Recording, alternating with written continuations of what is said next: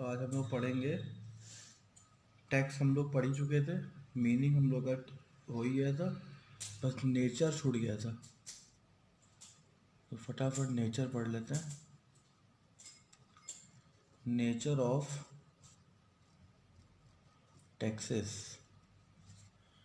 तो टैक्स का क्या नेचर होता है इसको समझेंगे। तो बहुत टफ नहीं है, सारी चीज़ें हमको हल्का हल्का पता ही है पहले से ही।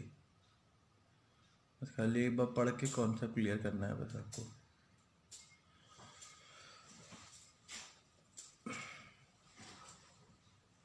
पहला होता है कंपलसरी कंट्रीब्यूशन।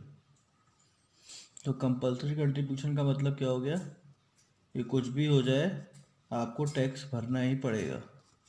आप टैक्स भरने के लिए मना नहीं कर सकते, ठीक है। अगर आपको पर इनकम टैक्स लग गया तो ये कहो कि आप कहो नहीं हम नहीं पे करेंगे, तो ये इलीगल एक्टिविटीज़ में आ जाएगा, ठीक है। तो आप गवर्नमेंट आपको उसके लिए सज़ा भी दे सकती है। तो इसीलिए ये कंपलसरी कंट्रीब्यूशन होता है और नहीं पे करने पे आपको पनिशमेंट मिलता है, ठीक है। तो यहाँ पे आप पनिशमेंट वर्ड को यूज़ कर सकते हैं कि नहीं पे करेंगे तो पनिशमेंट मिलेगा, ठीक है। उसके बाद आते हैं नेक्स्ट पर्सनल ऑब्लिगेशन। तो पर्सनल ऑब्लिगेशन क्या होता है उसको देख लेते हैं।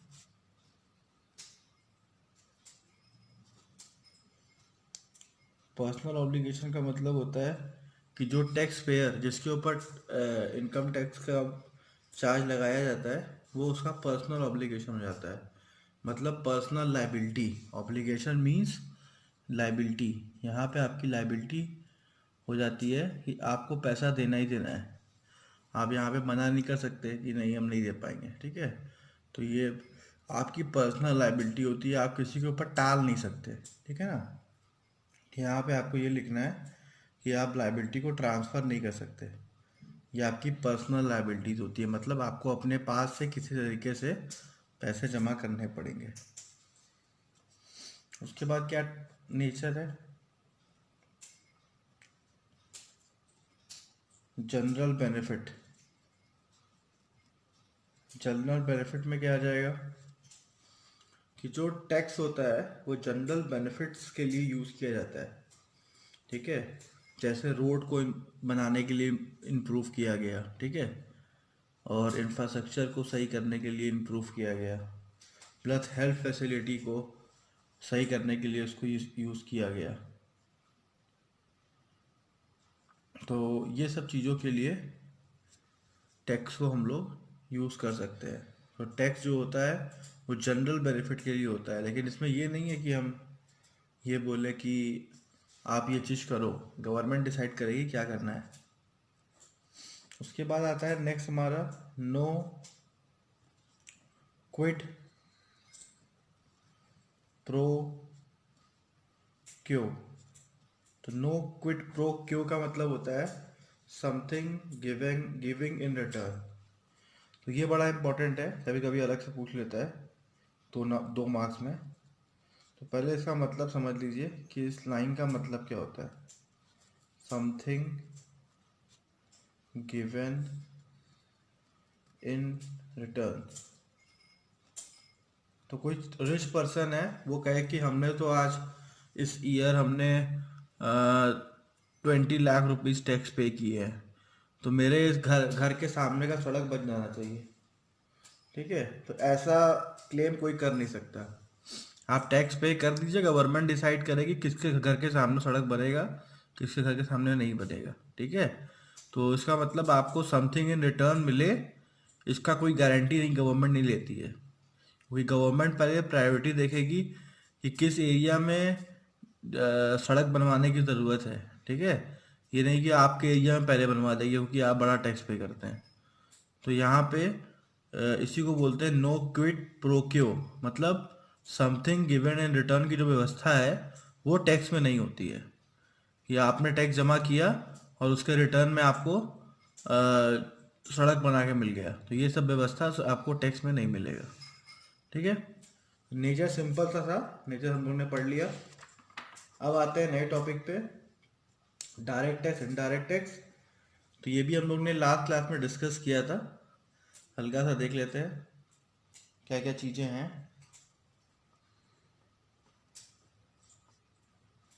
तो डायरेक्ट टैक्स, तो डायरेक्ट टैक्स का मतलब पता ही है क्या होता है, ठीक है। तो अब इसको हम लोग फटाफट इसको कंप्लीट करेंगे। डायरेक्ट टैक्स में, डायरेक्ट टैक्स में मैंने बताया था आपको, एक आता है इनकम टैक्स, ठीक है। उसके बाद दूसरा जो डायरेक्ट टैक्स हमने बताया था वो था कॉरपोरेशन टैक्स, ठीक है। तो ऐसे सारे जो हमारे टैक्स है जो कि हमारे ऊपर लगते ही लगते हैं, वो सब डायरेक्ट टैक्स का एग्जाम्पल था, ठीक है।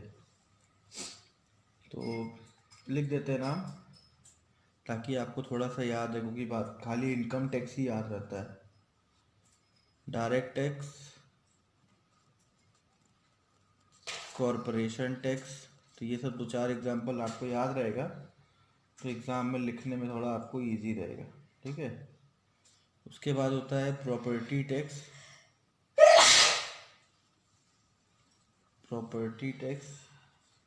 उसके बाद आता है कैपिटल गेन टैक्स,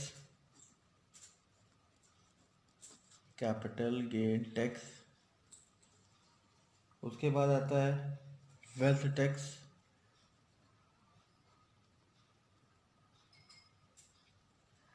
इतने सारे टैक्स होते हैं जिसको हम डायरेक्ट की कैटेगरी में रखते हैं।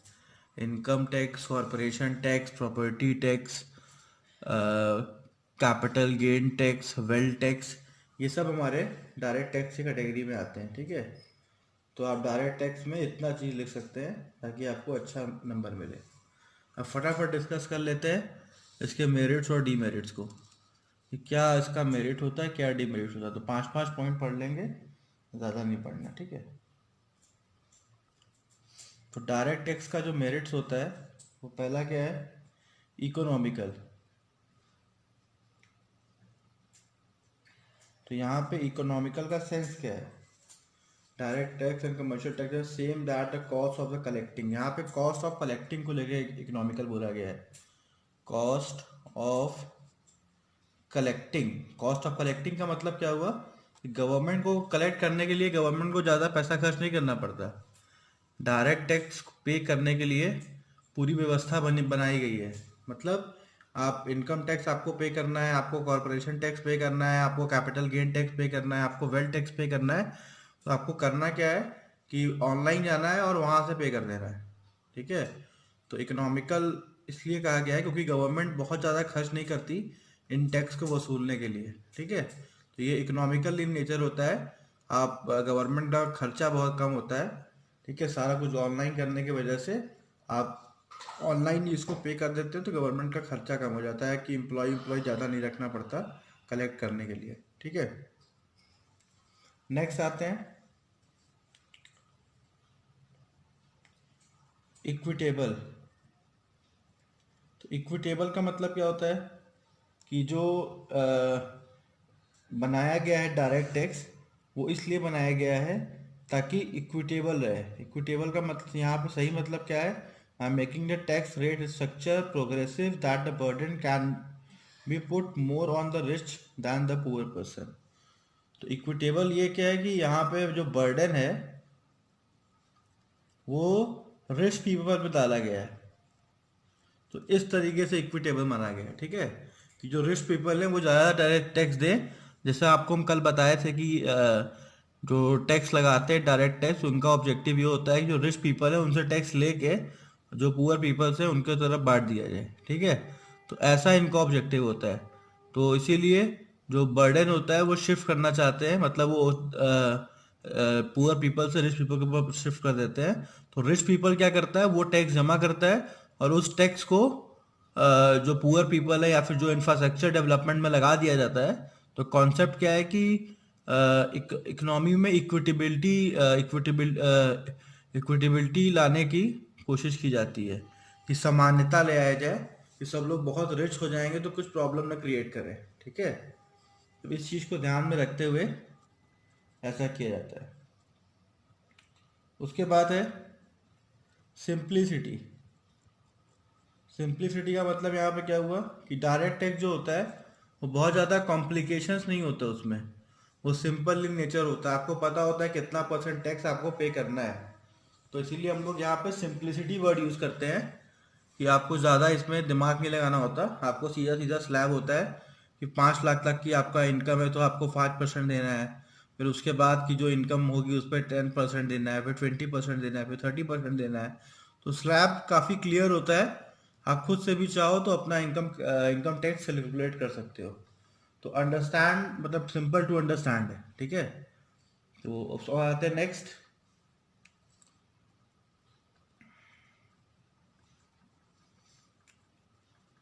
Reducing inequalities. रिड्यूसिंग इनइक्वालिटीज जो है ये सिमिलर पॉइंट है इक्विटेबल से, ठीक है। आपके बुक में अलग से दिया हुआ है रिड्यूसिंग इनइक्वालिटी का, लेकिन ये सिमिलर पॉइंट है इक्विटेबल से। तो यहाँ पे आप समझा सकते हो इस पॉइंट को कि गवर्नमेंट कोशिश करती है कि इनइक्वालिटीज को रिड्यूस करे, मतलब पुअर पीपल जो भी हैं उसको रिड्यूस करे, ठीक है। गवर्नमेंट इसको कोशिश करती है, तो इसी को बोलते हैं रिड्यूसिंग इनइक्वालिटीज, ठीक है। उसके बाद नेक्स्ट पॉइंट जो हमारा आता है वो है सर्टेनिटी।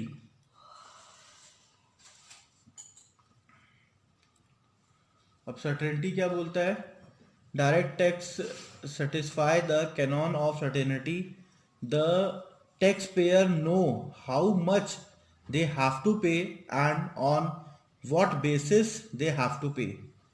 तो यहाँ सर्टेनिटी का मतलब क्या हुआ, हाउ मच, कितना टैक्स हमें पे करना है ये हमको क्लियर होता है, हाउ मच, ठीक है।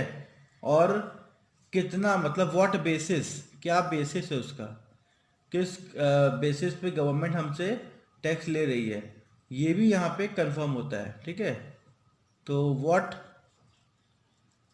बेसिस, तो बेसिस भी यहाँ पे कंफर्म होता है कि हमें किस बेसिस पे टैक्स लिया जा रहा है, जो भी स्लैब बना रहता है उस स्लैब के बेसिस पे हमसे टैक्स लिया जाता है। तो ये हो गए मेरिट्स। अब फटाफट आते हैं डीमेरिट्स पे। बहुत ही सिंपल सिंपल सा है, हेडिंग हेडिंग याद कर लिए, बाकी बना के तो आप लिख ही देंगे, ठीक है।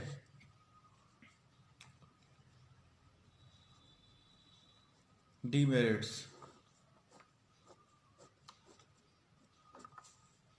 देखते हैं, डीमेरिट्स में क्या क्या चीजें हैं। पहला है अनपॉपुलर। अनपॉपुलर क्यों है, क्योंकि जो पे करता है वही जानता है, इसको सब लोग नहीं जानते, ठीक है। जो टैक्स पेयर जो पे करता है वही जानता है कितना स्लैब चल रहा है, क्या आप उसका परसेंटेज है, सब वही लोग जानते हैं, बाकी लोगों को इसके बारे में नहीं पता होता है, ठीक है। जो इनकम टैक्स नहीं पे करता, जो नहीं पे करता और उसके स्लैब पे नहीं आता उसको नहीं पता होता है कि क्या है इनकम टैक्स, ठीक है। तो इसीलिए इसको अनपॉपुलर भी कहा जाता है। इनकम टैक्स नाम सब जानते हैं लेकिन स्लैब कोई नहीं जानता, स्लैब वही जानता है जो पे करता है। इसी पॉइंट पे आपको फोकस करना है, ठीक है। हम यहाँ पे स्लैब लिख दे रहे हैं ताकि आपको आंसर लिखने में इजी हो। उसके बाद आते हैं next, possibility of tax aviation. Tax aviation का मतलब क्या होता है, टैक्स चोरी। तो यहाँ पे इनकम टैक्स में ग्रेट पॉसिबिलिटी होती है टैक्स एविएशन की, क्योंकि आप अपने इनकम को कम दिखा के टैक्स चोरी करते हो, ठीक है। तो यहाँ पे टैक्स इवेशन की ग्रेट पॉसिबिलिटी देखी गई है कि टैक्स इवेशन बहुत ज़्यादा होता है, बल्कि टैक्स इवेशन जो होता है वो एक तरीके से अपराध है। तो टैक्स इवेशन के कारण क्या होता है, ब्लैक मनी आता है, क्योंकि अपना टैक्स अपना इनकम टैक्स आप दिखाओगे नहीं, और ब्लैक मनी आपके पास जो पैसा है वो अपने आप वो ब्लैक मनी हो जाएगा। ब्लैक मनी का मतलब काला नोट नहीं होता है, ठीक है, ये मत समझिएगा। वो नोट वही कलर का होता है जिस कलर का होता है, बस आप इनकम टैक्स अथॉरिटी को बताते नहीं हो, इसीलिए वो ब्लैक मनी बनता चला जाता है। उस पर आप टैक्स नहीं पे करते, इसीलिए उसको ब्लैक मनी कहते हैं, ठीक है। उसके बाद आते हैं नेक्स्ट, इनकन्वीनियंट। अब इनकन्वीनियंट में क्या होता है, देखिए जो नॉर्मल सैलरी वाला बंदा है उसका टैक्स पे करना बहुत इजी होता है, ये ठीक है, कि उसने जितना सैलरी कमाया वो उसको अपना उसमें दिखाया इनकम टैक्स में, और अपने से ही उसने टैक्स पेमेंट दिखा दी। लेकिन ऐसा बंदा जो बहुत जगहों से इनकम अर्न कर रहा है, ठीक है ना, दुनिया में बहुत सारे लोग हैं जो कई बिजनेस कर रहे हैं, अलग अलग जगह से बिजनेस कर रहे हैं, जिसको बोलते हैं इनकम फ्रॉम अदर सोर्सेस। ठीक है, तो अलग अलग जगह से जो इनकम कर रहे हैं उनको उस स्लैब को समझना थोड़ा डिफिकल्ट हो जाता है। फिर उनको जाना पड़ता है किसी एडवोकेट के पास या फिर किसी सीए के पास, तो वो उनको हेल्प करता है उनके टैक्स को फाइंड आउट करने में कि कितना टैक्स उनको पे करना है। तो यही यहाँ पे इनकन्वीनियंट है। ठीक है, कि प्रॉब्लम क्या हो जाती है कि उसको समझ में नहीं आता कि टैक्स कितना पे करना है। तो लार्जली ये बिजनेसमैन को इफेक्ट करता है, बाकी जो सैलरी ग्रुप है उसके लिए प्रॉब्लम नहीं है। ये जो बिजनेसमैन वाला ग्रुप है इनको प्रॉब्लम हो जाती है, तो इनको मिलना पड़ता है सीए और एडवोकेट से, तब वो उनकी हेल्प करते हैं कि कितना आपको इनकम टैक्स भरना है। तो वो उनका आईटीआर जो है वो फाइल करते हैं। ठीक है, तो इसीलिए यहाँ पे इसको इनकन्वीनियंट बोला गया है। उसके बाद आते हैं narrow in scope. Narrow in scope क्यों बोला गया है? क्योंकि इनकम टैक्स जो जो भी डायरेक्ट टैक्स होता है वो ज़रूरी नहीं है, उसका बहुत वाइडर स्कोप नहीं है। मगर आप देखोगे तो बहुत कम लोग हैं जो इसमें आते हैं। इंडिया में 5 to 10% लोग ही हैं जो इसको पे करते हैं। ठीक है, बाकी लोग नहीं पे करते, इसीलिए Indian government direct indirect tax लगाती है ना, क्योंकि डायरेक्ट टैक्स बहुत कम मार्केट से आता है, उतने में इकोनॉमी चलाना आसान नहीं है। इसीलिए गवर्नमेंट को जीएसटी लगाना पड़ता है ताकि वो और टैक्स वसूल सके। तो ये प्रॉब्लम है कि स्कोप जो है इसका नैरो है। ठीक है, तो आप यहाँ पे ये समझा सकते हो कि ये कुछ ही लोगों पे ऊपर लगाया जा सकता है, certain people, certain group of people, certain group of people. तो सर्टेन ग्रुप ऑफ पीपल के ही ऊपर हम इसको इम्पोज कर सकते हैं, ताकि यहाँ से जो हमारा जो ग्रुप है वो बहुत लिमिटेड है, मतलब जो अमीर लोग हैं या फिर जो अपना इनकम टैक्स दिखा रहे हैं, ठीक है, जिनके पास कोई ऑप्शन नहीं है, उन्हीं के ऊपर इसको हम लगा सकते हैं। ठीक है, उसके बाद आते हैं next last point, adverse effects on the will to work and save. इसका मतलब क्या होता है? अब लोग थोड़ा सा दुखी हो जाते हैं जिनके ऊपर डायरेक्ट टैक्स लगाया जाता है। वो क्या करते हैं, उनको पता है कि जितना ज़्यादा कमाएं उतना ज़्यादा टैक्स देंगे, इससे अच्छा ऐसा कर तो कमाई थोड़ा सा कम कर दें, या फिर वो करते हैं कि अपनी कमाई छुपाने लगते हैं। ठीक है, क्योंकि ज़्यादा जैसे जैसे आपकी इनकम बढ़ती है वैसे वैसे आपका टैक्स का जो स्लैब है वो बढ़ता रहता है। टैक्स का जो स्लैब है 5% से शुरू होता है, फिर 10%, 15%, फिर 30% तक, यहाँ तक ग्रो करता है। ठीक है, तो जैसे जैसे आपकी इनकम बढ़ती है आपका स्लैब बढ़ता चला जाता है। तो ये बड़ी प्रॉब्लम वाली बात है कि लोग के मन में थोड़ा सा ये आता है कि बेकार है कमाई करना, सब तो गवर्नमेंट ही ले जा रही है। ठीक है, तो इसको हम लोग यहाँ पे समझा देंगे। तो ये हमारे कंप्लीट हो गए डायरेक्ट टैक्स के मेरिट और डीमेरिट्स। तो पढ़ना बहुत ज़रूरी है। सिलेबस में डायरेक्ट टैक्स इनडायरेक्ट टैक्स दिया हुआ है, तो उसमें मेरिट डीमेरिट अपने आप आ गया। अब एग्जाम में पूछ सकता है, ठीक है ना, आपको अलग से सिलेबस में लिख के नहीं देगा कि दोनों चीज़ पढ़ो, तो आपको ये पढ़ना है। और इनडायरेक्ट टैक्स का जो इनडायरेक्ट टैक्स का मेरिट डिमेरिट। तो इनडायरेक्ट टैक्स क्या होता है पहले वो समझ लेते हैं। इनडायरेक्ट टैक्स के एग्जाम्पल बड़े कम बचे हैं। ठीक है, जब से जीएसटी आया है सारे एग्जाम्पल को ले गया, आपका पढ़ाई थोड़ा सा इजी हो गया। ठीक है, तो यहाँ पे जीएसटी अकेले गुड्स और सर्विस पे लगा दिया जाता है, नहीं पहले सर्विस टैक्स वैट दुनिया भर के टैक्स हुआ करते थे। ठीक है, सबको हटा के जीएसटी ले आया गया। तो जीएसटी के संग क्या है, पहले इसके मेरिट्स को देखते हैं।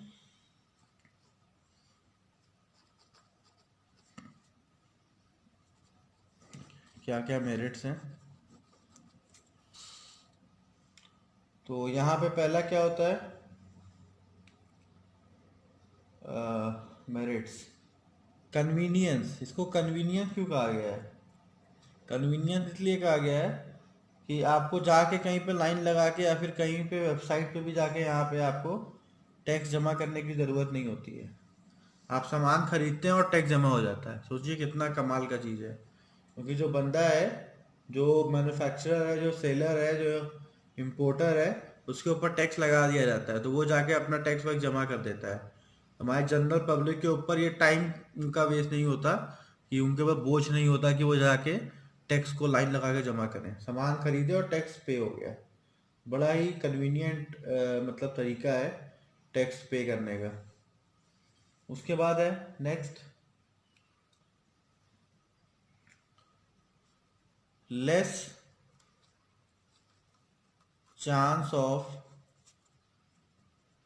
Tax evasion. तो इसका मतलब क्या हुआ कि टैक्स इवेशन मतलब टैक्स चोरी के बहुत कम चांसेस हो जाते हैं। क्योंकि आपको टैक्स चोरी करोगे कैसे, तो कैसे करोगे, तो इसमें टैक्स चोरी करने का कोई ऑप्शन ही नहीं मिलता। क्यों नहीं मिलता? अब एमआरपी है, एमआरपी पे सामान खरीदना है। बहुत करोगे, तुम्हारा दोस्त है, फ्रेंड है, ऑफर दे दिया, ठीक है, 5% 6% डिस्काउंट कर दिया, तो डिस्काउंट जो करता है वो आपका प्रॉफिट में, आप वो अपने प्रॉफिट मार्जिन से ही कम करता है, ठीक है। तो टैक्स जितना है वो तो उस पर पे हो ही चुका है, अब वो आपसे टैक्स वसूलेगा ही, ठीक है। तो इसीलिए जो इसमें टैक्स इवेशन, टैक्स चोरी के ऑप्शन बड़े कम होते हैं। तो गवर्नमेंट का ज़्यादातर जो फंड है वो इनडायरेक्ट टैक्स से ही आता है।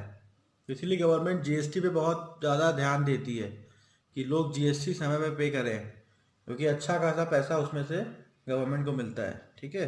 तो टैक्स चोरी का ऑप्शन बहुत कम हो गया है जब से जीएसटी आया है। पहले तो थोड़ा बहुत टैक्स चोरी हो ही भी जाता था, लेकिन अब तो कुछ भी पॉसिबल नहीं है, ठीक है। उसके बाद है वाइड कवरेज।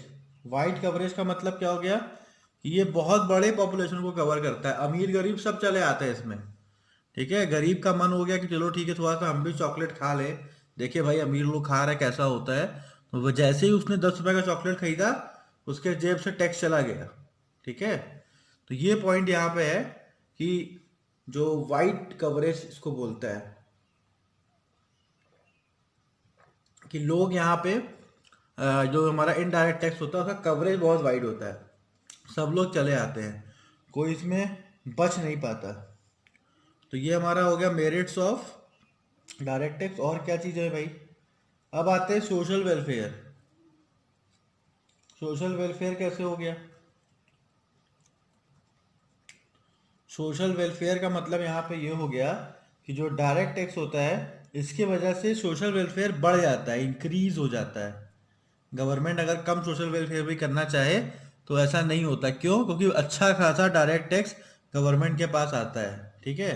गवर्नमेंट के पास सॉरी इनडायरेक्ट टैक्स बहुत सारा आ जाता है, क्योंकि जीएसटी के उससे हर एक चीज़ पे टैक्स लग जाता है, तो हर एक चीज़ से गवर्नमेंट को टैक्स मिल जाता है। तो सोशल वेलफेयर के जो प्रोग्राम्स है वो बड़े अच्छे से चल जाते हैं, ठीक है। उसके बाद लास्ट है इक्विटी। इक्विटी में देखिए क्या है, indirect tax can make equitable by imposing heavy tax on the luxury goods. तो लग्जरी गुड्स जो हमारे होते हैं, गवर्नमेंट क्या करती है, उस पर 28% का टैक्स लगा देगी। ये चलो भैया लग्जरी गुड्स कौन खरीदेगा? भाई अमीर आदमी खरीदेगा, चलो भाई इधर भी टैक्स पे करो, उधर भी टैक्स पे करो। तो डायरेक्ट टैक्स तो आप पे ही कर ही रहे हैं इनकम टैक्स में, और कुछ छुपा लिए, कुछ चुरा लिए, तो कोई दिक्कत नहीं है, हम यहाँ से आपसे वसूल लेंगे इनडायरेक्ट टैक्स में। तो गवर्नमेंट इनडायरेक्ट टैक्स में बराबर कर लेती है। जैसे आप एसी खरीदने गए तो एसी पर लगा दिया 28% का टैक्स, 1 लाख की एसी 1,28,000 की पड़ने लगी, ठीक है। अब एसी तो आपको चाहिए ही, एसी तो आप खरीदोगे ही, तो आपसे टैक्स ले लिया गया। तो लग्जरी आइटम पे आप देखोगे अक्सर करके ज़्यादा टैक्सेस लगते हैं, ठीक है। जितना भी आप ब्रांडेड सामान खरीदोगे सब पे 28% टैक्स। तो गवर्नमेंट जानती है कि ये भाई गरीब आदमी तो ब्रांडेड सामान खरीदने से रहा, अमीर आदमी खरीदेगा इनडायरेक्ट टैक्स पे करेगा, ठीक है। अब लास्ट हम लोग का शुरू हो रहा है मेरिट्स। क्या क्या मेरिट्स हैं? तो मेरिट्स में क्या है भाई? पहला है इन्फ्लेशनरी इम्पैक्ट। इन्फ्लेशन का जो इन्फ्लेशन भी इसकी वजह से कभी कभी आ जाता है। क्यों आ जाता है? क्योंकि गवर्नमेंट जब डायरेक्ट टैक्स लगाती है तो चीज़ें महंगी हो जाती हैं। तो चीज़ें महंगी हो जाती हैं, फिर यहाँ पे प्राइस बढ़ने की वजह से इन्फ्लेशनरी इम्पैक्ट भी हम इसको बोलते हैं ना, कि इन्फ्लेशन का इम्पैक्ट दिखने लगता है कि भाई बड़ा इन्फ्लेशन आ गया। सब कहते हैं पहले इतने का मिलता था, अब इतने का मिलने लगा। ठीक है, तो इनडायरेक्ट टैक्स लगाने की वजह से इन्फ्लेशन का असर साफ साफ दिखने लगता है। उसके बाद आते हैं नेक्स्ट,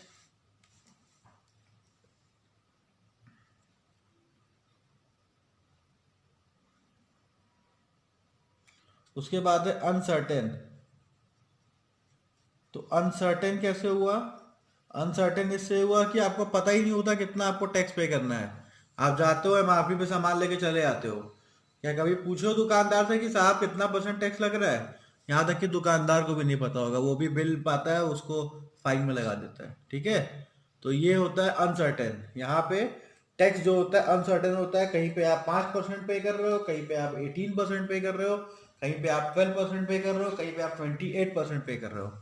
तो ये आपको पता नहीं होता, लेकिन आपके जेब से चला जाता है। तो यहाँ पे अनसर्टेनिटी बनी रहती है।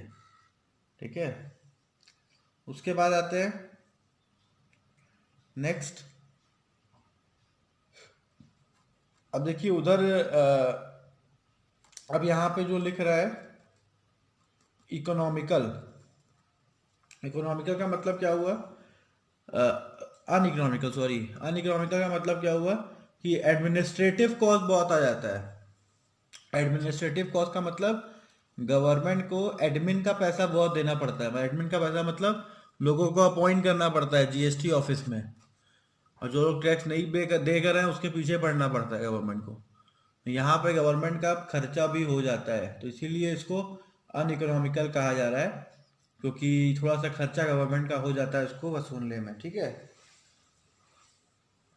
Income tax, sorry, GST authority आपके पीछे लगी रहती है, उनको तो सैलरी पे करनी ही पड़ेगी। ठीक है, तो इसीलिए अनइकोनॉमिकल वर्ड यहाँ पे यूज किया गया है। उसके बाद आते हैं next, lack of, lack of civic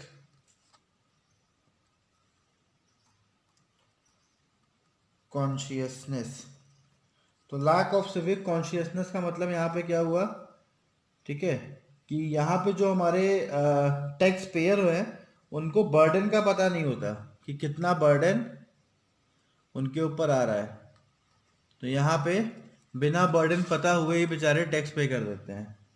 तो ये एक तरीके से लोगों को मतलब गुमराह किया जाता है, ऐसा बोला जा रहा है कि गवर्नमेंट यहाँ पे कंफर्म नहीं करती। मगर आप, सही बात है कि अगर आप पता करना चाहो तो पता चल सकता है।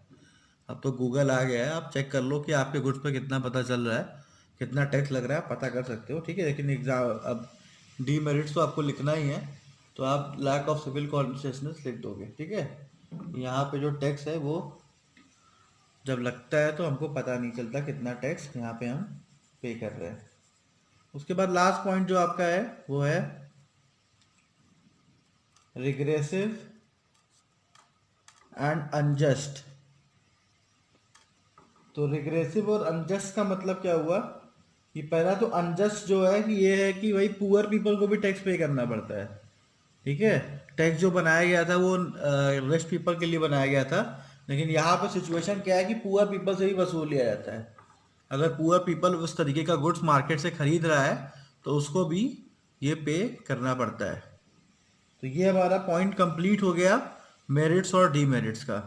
अब आते हैं हम लोग नेक्स्ट पॉइंट पे। तो देखिए टैक्स जो होते हैं हमारे, गवर्नमेंट कौन कौन सा टैक्स लगाती है। देखिए हर एक गवर्नमेंट अपने हिसाब से अलग अलग टैक्स लगाती है। ठीक है, जैसे हर एक कंट्री में ये कंट्री वाइज होता है। कुछ कंट्री में कोई तरीके का लगता है, कोई कंट्री में कोई लगता है। अब ये कहो कि मेरी कंट्री में कौन सा लग रहा है, ये पता करना हमारा काम है। ठीक है, तो अब यहाँ पे आप ये नहीं कह सकते कि गवर्नमेंट से कि भाई ये वाला टैक्स लगा दो, बड़ा अच्छा है ये वाला टैक्स। गवर्नमेंट आपकी नहीं सुनने वाली। ठीक है, गवर्नमेंट के जो रूल्स रेगुलेशन है गवर्नमेंट अपना फॉलो करेगी। तो यहाँ पे तीन तरीके के आपको टैक्स दिखेंगे। पहला दिखेगा प्रोपोर्शनल, ठीक है, और दूसरा टैक्स दिखेगा आपको प्रोग्रेसिव,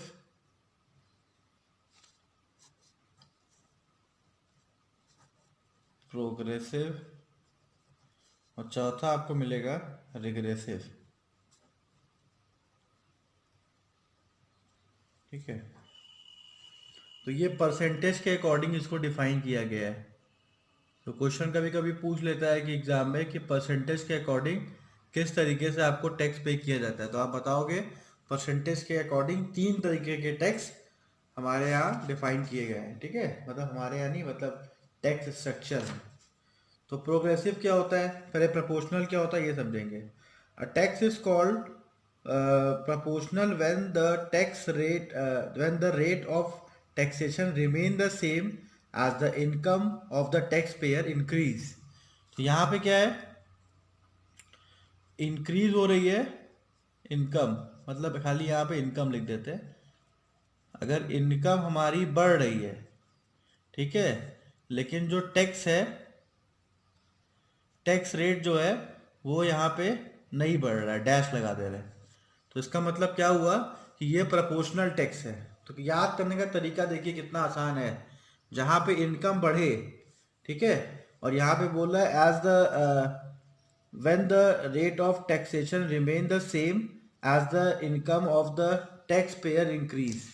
तो इसका मतलब और ध्यान से समझते हैं एग्जाम्पल से। If the rate of income tax is 20%, rate of income tax is 20%, every person will be taxed at the same rate 20% when he earn 5 lakh per year और 10 लाख पर ईयर। मतलब यहाँ पे एक फिक्स रेट हमने define कर दिया कि सारी दुनिया को 5% टैक्स देना है। तो अब इंडिया में अब जितने लोग रह रहे हैं सबको 5% टैक्स देना है, चाहे वो 10 रुपये कमाए, चाहे 20 रुपये का कमाए, चाहे 100 रुपीज़ कमाए, कुछ भी कमाए। ठीक है, तो ऐसे टैक्स को हम लोग क्या बोलते हैं, प्रपोर्शनल। तो बच्चे गलती अब क्या करते हैं इसमें थोड़ा समझ लीजिए। प्रपोर्शनल का मतलब बच्चे समझ लेते हैं कि जिस प्रपोर्शन में इनकम बढ़ रहा है उस प्रपोर्शन में टैक्स बढ़ेगा। ठीक है, तो ज्यादातर आंसर शीट में यही मिलता है कि ये प्रपोर्शनल टैक्स में बच्चे यही लिख देते हैं। बच्चे भी क्या करें भाई, नाम ऐसा रखा गया प्रपोर्शनल, इस यहाँ पे फिक्स टैक्स लिखना चाहिए था, लेकिन प्रपोर्शनल लिख दिया गया है। तो बच्चा हमारा सोचता है कि 15% इनकम बढ़ेगी तो 15% टैक्स बढ़ा देंगे, लेकिन ऐसा नहीं है। यहाँ पे नाम पे मत जाइएगा, ये नाम ही आपको गुमराह करेगा। तो प्रपोर्शनल का मतलब यहाँ पे क्या होगा कि इनकम अगर बढ़ रही है तो टैक्स रेट आपका फिक्स है, टैक्स रेट में कोई चेंजेस नहीं आ रहे हैं। ठीक है, नेक्स्ट आते हैं हम लोग प्रोग्रेसिव पे। प्रोग्रेसिव देखिए यहाँ पे क्या बता रहा है, a tax is called progressive when the rate of taxation increase as the tax payer income increase. देखिए यहाँ पे आपका प्रोपोर्शनल काम कर रहा है, ठीक है ना, लेकिन यहाँ पे प्रोग्रेसिव वर्ड ज्यादा इफेक्टिव है, तो यहाँ नाम भी काम कर रहा है। ये क्या कह रहा है कि अगर आपकी इनकम बढ़ रही है, ठीक है, इनकम बढ़ रही है, तो जो आपका टैक्स रेट है, टैक्स रेट वो भी बढ़ेगी। ठीक है, आपको ज्यादा टैक्स पे करना पड़ेगा। एग्जांपल आपका बुक का हम पढ़ दे रहे हैं, a person earning an income of 5 lakh a year may be tax a rate of 10% and a person earning and the income of 20 lakhs a year may be taxed at the 30%। तो यहाँ पे क्या बता रहा है, एक आदमी 10 लाख कमा रहा है तो उससे जो टैक्स का परसेंटेज लिया रहा है 10% लिया जा रहा है, और एक आदमी जो 20 लाख कमा रहा है उससे टैक्स का परसेंटेज 30% लिया जा रहा है। तो ये एग्जाम्पल आप अपने एग्जाम में लिख सकते हैं ताकि और ज़्यादा कॉन्सेप्ट क्लियर हो जाए। तो कोशिश करिए यहाँ पे एग्जाम्पल लिख सकते हैं, जहाँ कॉन्सेप्ट क्लियर हो वहाँ एग्जाम्पल जरूर लिखिए। तो प्रोग्रेसिव इन नेचर क्लियर हो गया, इनकम बढ़ेगा तो टैक्स का रेट भी बढ़ेगा। उसके बाद आते हैं नेक्स्ट रिग्रेसिव टैक्सेशन। अब रिग्रेसिव टैक्सेशन क्या होता है इसको देख लेते हैं भाई। Regressive tax is the one in which the rate of tax decrease as the tax payer income increase. ठीक है, तो यहाँ पे अब रिग्रेसिव में क्या होता है, यहाँ पे जो आपका इनकम होता है, इसका एग्जाम्पल पढ़ ले तो कॉन्सेप्ट क्लियर हो जाए।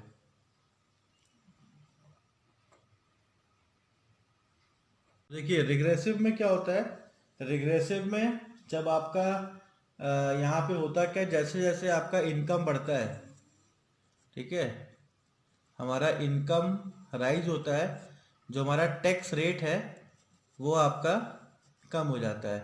तो एग्जाम में ऐसे बना के मत चले आइएगा, ये आपकी सुविधा के लिए बना रहा है कि आपको याद करने में इजी रहे। ठीक है, आप पूरा समझाएंगे यहाँ पे। तो रिग्रेसिव का मतलब ही देखिए कम होना है, तो यहाँ पे थोड़ा सा जो उसका मतलब है ये आपको हेल्प कर सकता है कि यहाँ पे एग्जांपल देखिए क्या लिखा है, a person earning an income of 5 lakhs a year may be taxed at the rate at 20%, while a person earning the income of 10 lakh may pay the tax rate of 15%। तो यहाँ पे थोड़ा सा आपको अन्याय दिखेगा। क्या अन्याय दिखेगा कि जो 10 लाख कमा रहा है, ठीक है, उससे टैक्स रेट जो लिया जा रहा है वो 15% लिया जा रहा है, और जो 15 लाख कमा रहा है ईयरली, उससे टैक्स रेट 5 लिया जा रहा है। ठीक है, तो यहाँ पे जितना कमाई आपकी होती है उतना टैक्स कम लगने लगता है, परसेंटेज खाली, ठीक है ना, रेट मत बोल दीजिएगा, यहाँ परसेंटेज ऑफ टैक्स वर्ड जरूर यूज करिएगा, नहीं तो बड़ी गड़बड़ हो जाएगी। अगर आपने बोल दिया टैक्स कम हो जाएगा, टैक्स कम नहीं होता। अगर आप इसका 15% निकालोगे, आएगा कितना, 15 लाख रुपीज आएगा। ठीक है, सॉरी 1,50,000 रुपए। और अब इसका जब 5% निकालोगे तो कितना आ रहा है, देखिए 5×5 = 25 हो गया, तो यहाँ पे 75, वैसे टैक्स भी कम हो गया, चलो बढ़िया है तब तो। ठीक है, तो यहाँ पे हमारा टैक्स भी कम हो जा रहा है, तो अच्छी बात है, दो लिख सकते हैं, मगर आप परसेंटेज ही लिखिए। ठीक है, उसके बाद एक टैक्स आपका बच रहा है जिसको हम बोलते हैं डिग्रेसिव। तो डिग्रेसिव और रिग्रेसिव में बड़ा दिक्कत हो जाता है कि यहाँ पे गलतियाँ हो जाती हैं। तो डिग्रेसिव को थोड़ा ध्यान से समझेंगे हम लोग, डिग्रेसिव में क्या होता है। तो डिग्रेसिव के एग्जांपल से समझते हैं, पहले इसका डेफिनेशन पढ़ लेते हैं। A tax is called degressive when the rate of progression in the tax does not increase in the same proportion as the increase in income. तो आपके प्रपोर्शन के हिसाब से इनकम पे इंक्रीज नहीं होता। जैसे एग्जांपल लेते हैं, यहाँ पे क्या बता रहा है, for example if the taxable income increase from 5 lakh to 10 lakh, tax rate में इंक्रीज 5 to 10%। ठीक है, but if the rate of tax increase 10% if the rate of tax increase from 10% to 14% as the income increase from 10 to 15 lakh, ठीक है, it mildly be progressive। Degressive tax is combination of progressive and proportionally. तो यहाँ पे क्या बोल रहा है कि जो आपका प्रोपोर्शनल होता है और उसका जो प्रोग्रेसिव होता है उसका दोनों का कॉम्बिनेशन बनाया गया है। कैसे बनाया गया है, कैसे, the rate of tax increase up to the certain limit beyond which a uniform rate is charged. देखिए ये जो आपका डिग्रेसिव टैक्स है ये आपके इंडिया में लगता है। ठीक है, ये आप अपना बता सकते हो, ये इंडिया में लगता है। कैसे होता है इसको समझते हैं पहले। जैसे अब हमारी इनकम मान लेते हैं 5 लाख है, तो गवर्नमेंट कह रही है चलो आप 5% टैक्स दो, चलो ठीक है समझिए भाई। फिर गवर्नमेंट ने बोला कि आपकी इनकम अगर 6 लाख है तो आप दो 10% टैक्स, चलो ठीक है, इनकम बढ़ रहा है, टैक्स रेट बढ़ा जा रहा है। ठीक है, फिर गवर्नमेंट ने कहा कि आपकी इनकम 8 लाख है तो आप चलो हमको टैक्स दो 20%, चलो भाई ठीक है, यहाँ भी हम दे दे रहे हैं। उसके बाद अभी देखो यहाँ पे प्रोग्रेसिव चल रहा है ना, यहाँ पे प्रोग्रेसिव का अभी फंक्शन चल रहा है, जैसे जैसे इनकम बढ़ रही है टैक्स लिया जा रहा है। आपको बताया ना प्रोग्रेसिव और प्रोपोर्शनल, जो ऊपर हमने पढ़ा है, प्रोग्रेसिव और प्रोपोर्शनल दोनों चीज यहाँ पे काम करेगा। कैसे काम करेगा, अभी तक देखिए प्रोग्रेसिव ही काम कर रहा है। अब यहाँ पे इनकम हो गई 10 लाख, गवर्नमेंट ने कहा चलो भाई अब 30% टैक्स दो, तो यहाँ तो हमारा काम किया प्रोग्रेसिव। अब यहाँ पे काम करेगा प्रोपोर्शनल। अब हमारी इनकम हो गई मान लीजिए 15 लाख, अभी भी गवर्नमेंट 30% लेगा। अब हमारी इनकम हो गई 20 लाख, अभी भी गवर्नमेंट हम तो 30% लेगा। तो ये होता है हमारा डिग्रेसिव। डिग्रेसिव का मतलब क्या होता है, यहाँ पे कॉम्बिनेशन ऑफ प्रोपोर्शनल और प्रोग्रेसिव टैक्स का कॉम्बिनेशन आ जाता है। पहले हम लोग यहाँ पे प्रोग्रेसिव लगाते हैं, बाद में प्रोपोर्शनल लगा देते हैं, मतलब टैक्स को फिक्स करते हैं। Proportional simply means tax rate is fix, इसको हम लोग फिक्स कर देते हैं कि चलो भाई अब फिक्स है, इससे ज़्यादा आपको टैक्स रेट नहीं पे करना है। तो ये हमारे इंडिया का स्लैब है, हमारे इंडिया में यही टैक्स रेट आपसे लिया जाता है। ठीक है, एक टाइम तक टैक्स रेट मतलब बढ़ता है, लेकिन एक पर्टिकुलर टाइम पे उसको रोक दिया जाता है ताकि और लोग में घबराहट ना आए, पता लगा जितना कमा रहा है उतना सब टैक्स ही ले जा रहा है गवर्नमेंट। ठीक है, तो ऐसा नहीं करने के लिए ये टैक्स रेट को फिक्स कर दिया जाता है।